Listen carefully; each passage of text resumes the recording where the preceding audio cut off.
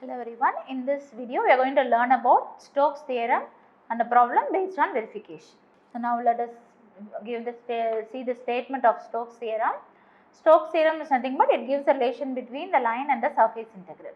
If S be an open surface bounded by a closed curve C and F vector is nothing but F1i vector plus F2j vector plus F3k vector be any continuously differentiable vector point function, then integral over C F vector dot dr vector will be equivalent to integral over C curl F vector dot n vector ds.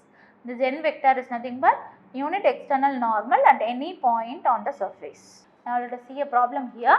Given F vector equal to x square plus y square into I vector minus 2xyj vector taken around the rectangle bounded by x is equal to plus or minus a, y is equal to 0 and y is equal to b.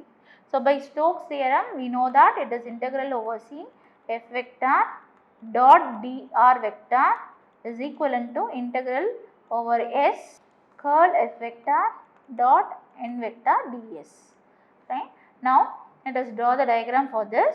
Let this be x axis and this is y axis and this is y is equal to 0, x is equal to plus or minus a is given. So this is x is equal to plus a is somewhere over here and x is equal to minus a will be there and y is equal to b is somewhere over here. This is y is equal to b. So we are supposed to travel in the anticlockwise direction. So let me call this as C1 and this is C2 and this is C3 and here this is C4. So integral over C is splitted as C1 plus C2 plus C3 plus C4. So if you want to evaluate the left hand side, that is integral over C F vector dot dr vector, we need to find what is F dot dr vector. So F vector dot dr vector is nothing but, when you take the dot product, dr vector is dxi vector plus dyj vector. When you take the dot product, it is x square plus y square into dx, then minus 2xy into dy. Okay. Therefore, this is equivalent to integral C1 plus C2 plus C3 plus C4. Instead of integral over C, we are splitting that in terms of C1, C2 and C3, C4. And here it is F dot dr is nothing but x square plus y square into dx minus 2xy dy. So now let us discuss along each line along C1, C2, C3 and C4. So along C1 what is happening? Along C1 you can observe that this is the line y is equal to 0 and this is the coordinate minus a comma 0 and this is the coordinate a comma 0 and this is the coordinate a comma b and here this is minus a comma b. Okay. So here y is equivalent to 0. In this place y is equal to 0. So what will happen to dy? Dy will be 0. And what is the variation for x along C1? C1 where x varies from minus a to plus a. So x varies from minus a to plus a. Therefore it is integral minus a to a and here y is 0 and dy is 0. So this is going to be 0. So this will give you x square dx and in the second part it is multiplied by dy into y. So the term will become 0. So when you integrate this term, it is x cube divided by 3 over the limit minus a to a. So this is 1 by 3 times of a cube minus of minus a the whole cube. So this is going to give you 2 times a cube divided by 3. Let it be as it is. Now let us see what is happening along C2. Along C2 you can observe that x is equal to a. Here x is equal to a, therefore dx is equivalent to 0. So what is the variation for y now? Y varies from 0 to b. So here y is going to vary from 0 to b. Therefore it is integral 0 to b. In the place of x we are going to replace it by a. So it is a square plus y square. So this is a square plus y square into dx, but dx is 0, then minus 2a into y dy. Okay, in the place of x we are replacing it by a. So this is equivalent to minus 2a is a constant, take it outside. Integration of y is y square divided by 2 over the limit 0 to b. So this is minus 2a divided by 2 times b square. 2 will get cancelled and you will get it as minus a into b square. So let it be as it is. Now let us move along C3. Along C3 what is happening? So now go to the figure. So along C3 we could observe that y is equivalent to b. So here y is equivalent to b, therefore dy will be equivalent to 0. Now what is the variation for x? So x varies from a to minus a. So here x varies from a to minus a. Therefore here it is integral a to minus a. In the first part it is x square plus b square dx. So this is x square plus b square into dx. In the second term it is multiplication of dy, it is 0. So this is nothing but when you integrate x cube divided by 3 plus b square into x over the limit a to minus a. So this is going to give you minus a the whole cube is minus a cube divided by 3 minus b square into a upper limit, then minus of lower limit, that is a cube by 3 plus b square into a. So this is going to give you minus 2a cube by 3 and minus 2b square a. Okay. So now along C3 it is given by minus 2a cube by 3 minus 2b square by a. And similarly we are going to discuss along C4. Along C4 x is equal to minus a. X is equal to minus a, dx will be equivalent to 0. And what is the variation for y? Y is going to vary from along C4, right? So y is going to vary from b to 0. So here y is going to vary from b to 0.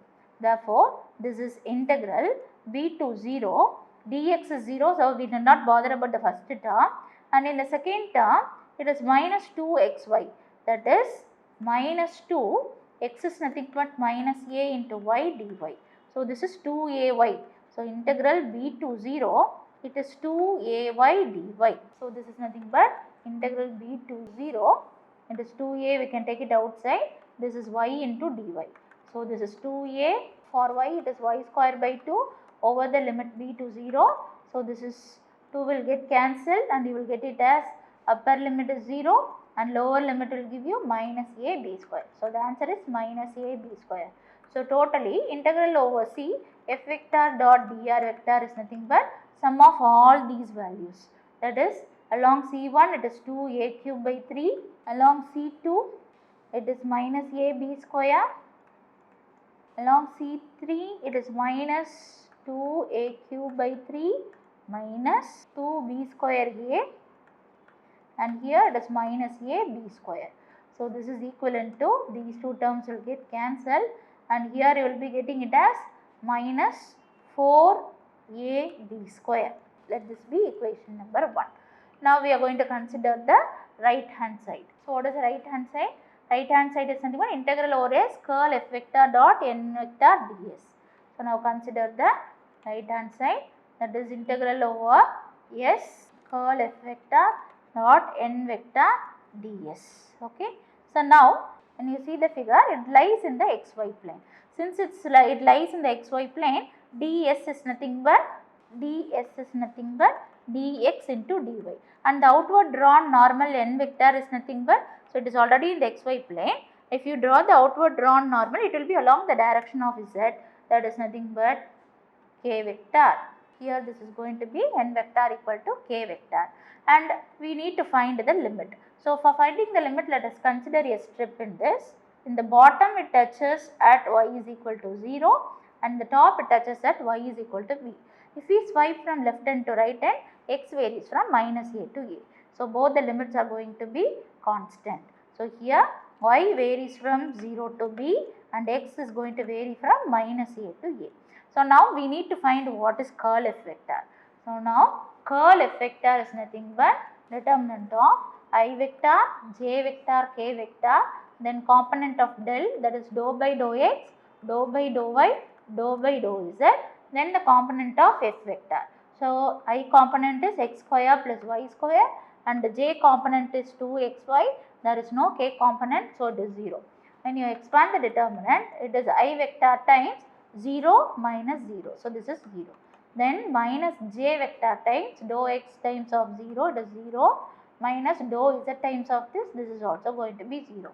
Then plus k vector times dou by dou x of this term, that is minus 2y, and dou by dou y of this term, this is going to give you 2y again. Dou by dou y of this term, so that is plus 2y, so minus of 2y. So this is going to give you minus 4y into k vector. Therefore, integral over S curl f vector dot n vector ds is equivalent to double integral curl f vector is minus 4y k vector dot n vector is k vector, ds is nothing but dx into dy. So this will be double integral. Let me take this minus 4 outside. It is simply y dx dy. And the limit for x is from minus a to plus a and the limit for y is from 0 to b. So this is minus 4 integral 0 to b. When you differentiate this with respect to x, this will be x over the limit minus a to a dy. And when you apply the upper limit, it is 0 to b. Upper limit minus lower limit will give you 2a. So this is 2a into y dy. So this is minus 8a integral 0 to b y into dy. So this is minus 8a and the integral for y is nothing but y square divided by 2 over the limit 0 to b. So this is 4 times. So this is minus 4a into b square. So this is equation number 2. So we can observe that from equations 1 and 2 both left hand side is equivalent to right hand side. Hence the Stokes theorem is verified. Okay, thank you. We'll stop with this.